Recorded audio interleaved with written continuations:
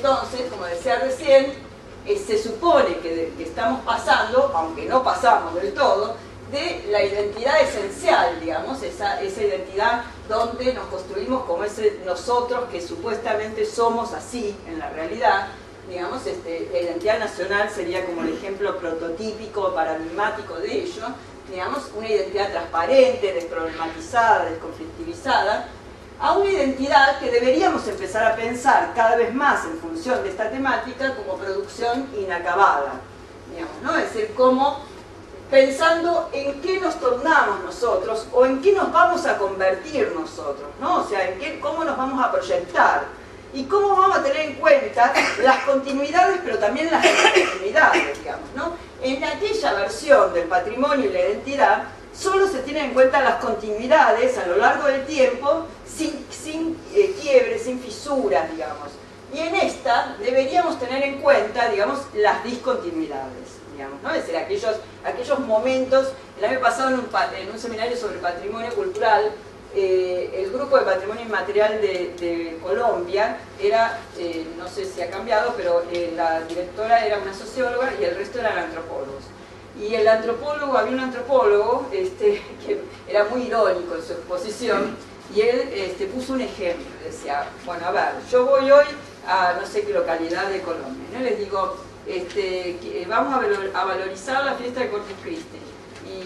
O nos dijo primero, imagínense en el año 50 y pico, en 1950 y pico, les digo, valoricemos la fiesta del Corpus Christi. Me dicen, no, ¿por qué? Si ya no la hacemos más, en realidad hacemos la fiesta, no sé, digo cualquier otra cosa, la Virgen de no sé qué. Digamos, o sea que ya no queremos más el Corpus Christi. ¿Para qué lo vamos a valorizar? Entonces dice, bueno, está, hoy voy de nuevo a la misma localidad. Bueno, les digo, bueno, vamos a valorizar el Corpus Christi, que ahora sí lo hacen masivamente, volvió a revivificarse, etcétera, etcétera. Y la gente dice, ¿y ahora para qué lo vamos a valorizar si nosotros lo hemos valorizado? O sea, digamos, la contradicción que lo traía como un ejemplo bien interesante de cómo el propio gestor, el propio funcionario, el que tiene que de alguna manera trabajar con esto, no sabría qué hacer, digamos, ¿no? O sea, porque, bueno, ¿hasta dónde nosotros nos debemos meter con estas decisiones? ¿Quién toma las decisiones? Es un poco esto. El problema del desajuste entre quien habla, clasifica, nombra, institucionaliza, y el de quién se habla, a quién se está clasificando, a quién se nombra y a quién se institucionaliza. Por eso, la UNESCO, en su Convención del Patrimonio Inmaterial, nos habla de la fundamentación de la participación de las comunidades. Las comunidades deben participar. Eso no implica que este desajuste desaparezca, porque, digamos, son los gestores, los técnicos, los políticos, los legisladores, etcétera, los que acaban finalmente institucionalizando, digamos, ¿no? Incluso en el caso de los Bonga, por ejemplo, fue el gobierno el que tomó la decisión, por más que la reivindicación haya sido disparada por los Bonga. Y tampoco quiere decir que si yo pongo en juego que el otro sea el que clasifique, nombre, institucionalice, etc., efectivamente esa sea la verdad absoluta, porque, insisto, vuelvo a unificar, a armar, digamos, ese grupo de membresía, de pertenencia cohesiva, digamos, que nos lleva nuevamente al grupo como esencial, digamos, ¿no? Es como único. Normalmente, entonces, hoy estamos patrimonializando en primer término, muchas veces por su valor económico. Ahí aparece el tema del desarrollo, el desarrollo sustentable y el turismo, digamos, donde puede haber una rentabilidad turística de aquello que se patrimonializa, y en ese sentido todo lo que tiene que ver con lo llamado inmaterial hoy tiene un valor extremo, digamos, ¿no? Si hay una fiesta, si hay un ritual, digamos, si hay algo de ese tipo, parece que todo va a andar mucho mejor.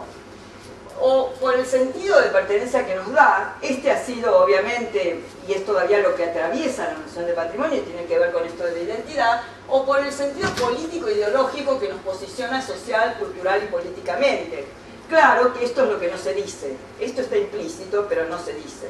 Ningún legislador o asociación o político, etcétera, que discute sobre si algo se va a patrimonializar o no, habla de esto, digamos, ¿no? Es decir, en general dice, es catalogable, tiene el estilo tal, la estética tal, hablan la lengua más autóctona y original, nunca dicen sí porque en realidad nos interesa resaltar ese relato, digamos, esas personas, esos personajes, etc. Bueno, así se inicia el capítulo vinculado a nuestra diversidad creativa, donde Javier Pérez de Cuéllar nos anuncia que ahora habrá patrimonio inmaterial, digamos. Y fíjense que tiene bastante que ver con esto que yo decía antes, ¿no? Es una frase muy conocida, ¿no? A esta altura. En África, cuando un anciano muere, es como si una biblioteca se quemara. Por un lado, digamos, hay una asociación necesaria que hace Javier Pérez de Cuéllar entre el anciano local, el anciano autóctono y la biblioteca, que es una institución de la sociedad occidental, que finalmente nos lleva a la noción más tradicional, más clásica. Y por el otro, nos lleva al África, y esto no es casual. Digamos. El África pasa a ser un continente crucial, central, de relevancia para esta nueva definición del patrimonio. Y lo que no se discute, digamos, en ningún momento, es acerca de qué contenidos le estamos dando a la noción de patrimonio. O sea, en realidad, lo que se hace es trasladar la noción con ciertos contenidos institucionalizados a aquello que vamos a dar en llamar inmaterial, digamos. Pero no se discute acerca de esto que dice Murguero, ¿no? Si el patrimonio es un sello, si además hay memoria, ¿qué es la memoria? Si es parte de la construcción del patrimonio, que efectivamente lo es, o sea, para que efectivamente algo se patrimonialice, tiene que haber un trabajo de encuadramiento de la memoria, de los recuerdos, de los olvidos, de los silencios, etcétera, que se deciden, digamos, como sociedad, poner en juego, aunque sea implícitamente. Nosotros, digo, estamos pasando por un momento en el cual mucho de eso hay con toda la etapa de la dictadura, digamos, ¿no? Es decir, la ESMA, bueno, los centros clandestinos son un punto, digamos, bastante fuerte en ese sentido de relato de recuerdo, olvido, silencio, etc., ¿no? Una disputa que todavía no está cerrada, digamos.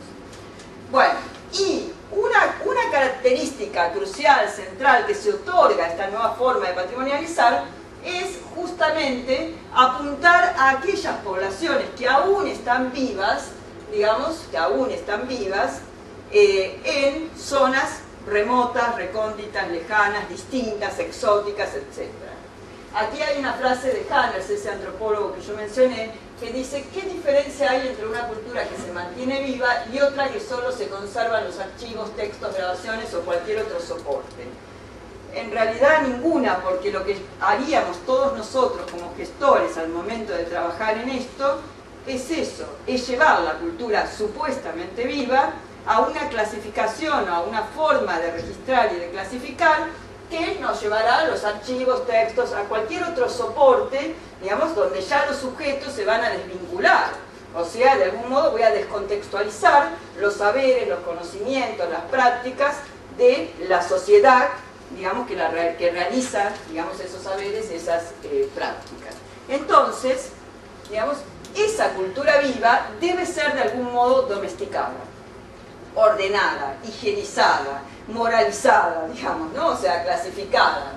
Este es un ejemplo de una fotografía de una exposición que se hizo en Montevideo el año pasado sobre el patrimonio inmaterial, y fíjense que es absolutamente limpia, estetizada, digamos, les aseguro que no hay ninguna danza, ningún ritual, ninguna fiesta que sea tan ordenada, digamos. Siempre hay caos, siempre hay conflictos, siempre hay suciedad. De hecho, muchas veces los intendentes se quejan de la suciedad que dejan las fiestas. En Barcelona, por ejemplo, ha habido muchos líos con eso, digamos.